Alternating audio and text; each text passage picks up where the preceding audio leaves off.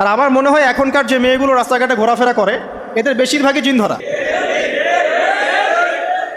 কারণ আছে, এমনি এমনি বলি নাই। এটা আপনাকে বুঝতে হলে আল্লাহ এবং তার রাসূলের চোখ দিয়ে দেখতে হবে তো। কারণ তাদের চাল চলন স্বাভাবিক না, কিছু একটা ওদের উপর ভর করেছে। ওই ভরটা করার কারণে তার চাল চলন আজকে এমন হয়ে গেছে। এবং বহু মেয়ের ঘটনা এমন শোনা যায় যে সরাসরি তারা জিন দ্বারা ইফেক্টেড হয়। দেখেন না, রুকিয়া করতে হয়, শারীরিকভাবে রুকিয়া করতে হয়। তো খেয়াল রাখবেন, সকাল সন্ধ্যার জিকির আজগার ঠিক রাখবেন, কোরআন তেলাওয়াতটা ঠিক রাখবেন, নামাজি হবেন, পাক পবিত্র থাকবেন, জিন আপনাকে কোনো ক্ষতি করতে পারবেন ইনশাআল্লাহ। জিনরা কিন্তু রাসূল সাল্লাল্লাহু আলাইহি ওয়াসাল্লামেরও ক্ষতি করার চেষ্টা করেছিল। আল্লাহ রাসূল সাল্লাল্লাহু আলাইহি ওয়াসাল্লাম ওটাকে ধরেছিলেন, ধরে মসজিদের খুঁটির সাথে বেঁধে রেখেছে। নামাজের মধ্যে জিন আমাদের নবীকে ডিস্টার্ব করেছিল, আল্লাহ রাসূল ওই জিনকে ধরেছেন, ধরে খুঁটির সাথে বেঁধে রেখেছে। তারপরে তার মনে পড়লো সুলাইমান আলাইহিস সালামের কথা। সুলাইমান আলাইহিস সালাম বলেছিল আল্লাহকে, আল্লাহ আমাকে যে ক্ষমতা তুমি দিয়েছো আমার পরে কাউকে এই ক্ষমতা আর দিও না। আর সুলাইমান আলাইহিস সালামকে আল্লাহ পাক জিন জাতিকে অনুগত করে দিয়েছিলেন। সুলাইমান আলাইহিস সালামের নির্দেশে জিন জাতি বিভিন্ন কাজ করত, এমনকি সমুদ্রের মধ্যে ডুবুরির কাজও করত, সমুদ্রের ভিতর থেকে রত্ন বের করে নিয়ে আসতো। এগুলো কিন্তু অনেক রূপকথা নয়, সত্য ঘটনা। তখন নবী সাল্লাল্লাহু আলাইহি ওয়াসাল্লাম বললেন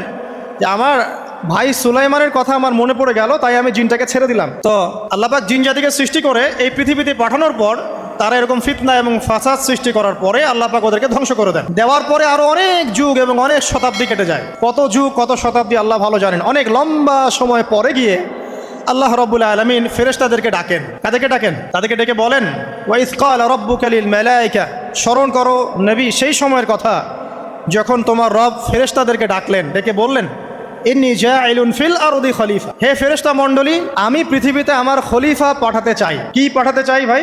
খলিফা। খলিফার দুটো অর্থ, একটা হচ্ছে ওই যে জিনরা যে চলে গেল ওর স্থলাভিষিক্ত হয়ে আরেকটা জাতি, স্থলাভিষিক্ত হওয়া। আরেকটা ব্যাখ্যা হচ্ছে খলিফা শব্দের মানে হচ্ছে যে ব্যক্তি আল্লাহ পাকের বিধান অনুযায়ী পৃথিবীতে বিচার ফয়সালা করে সে আল্লাহর খলিফা। আমি কি বুঝাতে পারছি?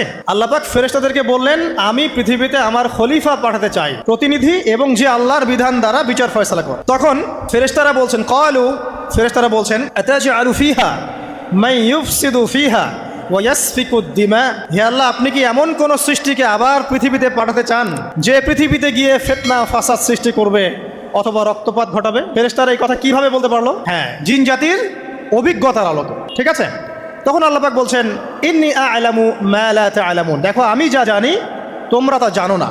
মানে তারা ফিতনা ফাসাদ সৃষ্টি করতে পারে, কিন্তু আমার কিছু মুখলেস বান্দা থাকবে যারা এই পথে পা বাড়াবে